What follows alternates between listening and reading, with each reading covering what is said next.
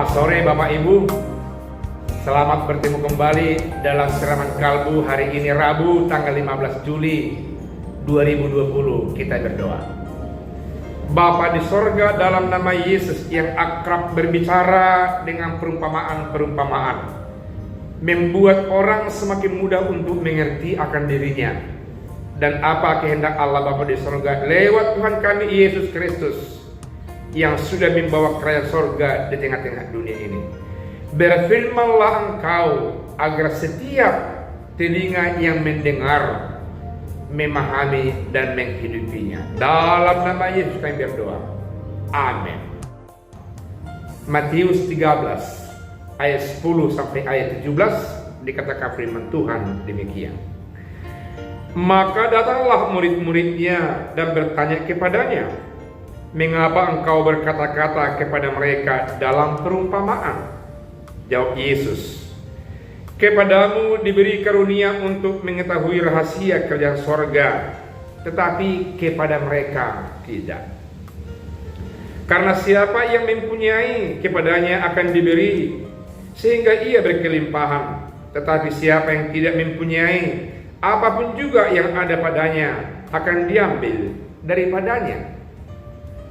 Itulah sebabnya aku berkata-kata dalam perumpamaan kepada mereka, karena sekalipun melihat, mereka tidak melihat, dan sekalipun mendengar, mereka tidak mendengar dan tidak mengerti.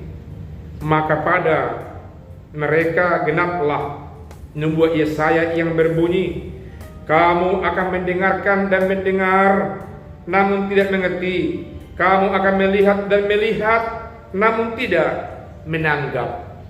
Sebab hati bangsa ini telah menebal, dan telinganya berat mendengar, dan matanya mereka tertutup, supaya jangan mereka melihat dengan matanya, dan mendengar dengan telinganya, dan mengerti dengan hatinya, lalu berbalik sehingga aku menyembuhkan mereka. Tetapi berbahagialah matamu karena melihat, dan telingamu karena mendengar. Sebab aku berkata kepadamu, sesungguhnya banyak nabi dan orang benar ingin melihat apa yang kamu lihat, tetapi tidak melihatnya, dan ingin mendengar apa yang kamu dengar, tetapi tidak mendengarnya. Demikian firman Tuhan. Kesan kita mendengar firman Tuhan ini, bahwa murid-murid Yesus memiliki keunggulan daripada orang lain. Bahwa saudara-saudaraku, bapak-bapak, ibu-ibu, dan saya yang percaya memiliki keunggulan daripada orang yang lain. Kita bisa melihat dan melihat sesungguhnya apa yang diperlihatkan oleh Yesus. Dan kita bisa mendengarkan segala sesuatu yang diperbincangkan, diperdengarkan kepada kita tentang kebenaran. Dan kita betul-betul mendengarkan, menghidupinya, dan menghayatinya. Tapi ternyata banyak orang tidak demikian, saudara. Dan itulah yang terjadi ketika Yesus berbicara tentang perumpamaan, yakni benih yang tumbuh di atas batu, di atas tanah yang subur, di tengah jalan, dan di semak-semak. Seolah-olah murid Yesus mengcounter Yesus. Mengapa engkau mengatakan kepada mereka perumpamaan seperti itu? Kata murid-murid Yesus. Dan Yesus mengatakan kepada murid-muridnya, karena engkau atau kamu sekalian telah memperoleh berkat rohani, telah melihat, mengetahui, mendengarkan tentang kerajaan Allah, tapi mereka tidak mengetahui tentang hal itu. Saudaraku yang kekasih, sama dengan kita. Saudara dan saya sudah mendengar, sudah melihat, sudah mengetahui apa yang dimaksudkan dengan kerajaan Allah yang dibawa oleh Tuhan kita Yesus Kristus, dan meski menghidupinya, tidak perlu lagi bahasa dan kata 1000 gaya bahasa dan perumpamaan yang mau sampaikan kepada kita, karena kita sudah jelas mengetahuinya. Sekarang bagaimana kita mau menghidupi dan mau memperlihatkan buah daripada kerajaan Allah yang sudah dibawa Tuhan Yesus dan sampai dalam kehidupan kita.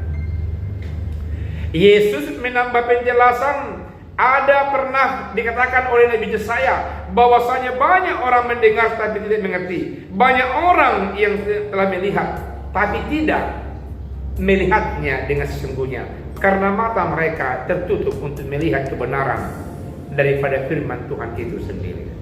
Saudaraku yang kekasih, berikutnya diberikan Tuhan Yesus penjelasan bahwasanya bangsa ini adalah bangsa yang bebal, yang sudah berat hati, berat telinga untuk membuka tentang berita kebenaran, yang sudah berat indera pembicaraan untuk membicarakan hal-hal yang benar, sehingga aku datang untuk menyembuhkan mereka. Itu artinya Yesus mengkategorikan orang yang tidak melihat tapi melihat sebenarnya, orang yang mendengar tapi tidak mendengarkan dengan sebenarnya tentang berita anugerah itu. Yesus mengatakan itu seolah-olah orang yang sakit, dan Yesus datang untuk menyembuhkan, untuk membuka pendengaran mereka agar sungguh-sungguh mengerti akan berita sukacita, untuk sungguh-sungguh melihat apa yang dipertunjukkan oleh Allah lewat Tuhan Yesus, agar mereka sungguh-sungguh memahami dan menjadikan Yesus Kristus membawa Injil keselamatan hidup dalam kehidupan mereka. Saudaraku yang kekasih, kalau kita melihat, mendengarkan, mengetahui yang benar, jangan tertutup memberitakan yang benar.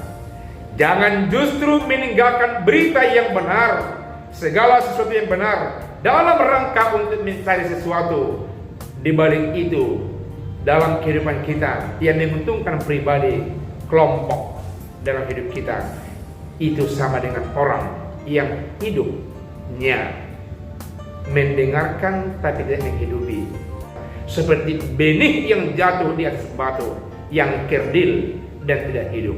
Biarlah kita senantiasa menjadi orang-orang yang hidup di dalam hidup itu, menjadi hidup dalam berita kebenaran itu, karena rajin mendengarkan dan menghidupi apa yang kita dengar, karena melihat kebenaran dan senantiasa menyaksikan hal-hal yang benar. Firman Tuhan yang sederhana ini memotivasi, memberkati kita untuk hidup dalam kebenaran. Amin. Mari kita berdoa. Terima kasih dengan firman Tuhan yang senantiasa mendorong kami agar hidup seperti benih yang jatuh di tanah yang subur. Hati kami terbuka, tidak debal. Pikiran kami sungguh-sungguh dicerahkan dan tidak mau tumpul, karena firman Tuhan yang sungguh-sungguh memberkati itu telah sampai dalam kehidupan kami, sehingga juga kami harus menjadi berkat bagi banyak orang. Kami harus penyembuh banyak orang yang mungkin iman percayanya tidak menghidupi firman Tuhan, tidak seperti tanah yang subur yang bisa menumbuhkan sukacita. Bapa di sorga, biar firman Tuhan sungguh-sungguh membawa sukacita dan berkat dalam kehidupan kami. Dalam nama Yesus kami telah berdoa. Amin.